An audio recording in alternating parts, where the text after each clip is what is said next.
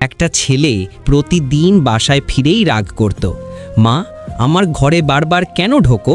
মা চুপ করে হাসতেন, কিছু বলতেন না।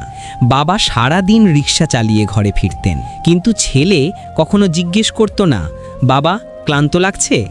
একদিন ছেলেটা বাড়ি ফিরল, ঘরে অন্ধকার, মা বাবা কেউ নেই। টেবিলে শুধু একটা চিঠি।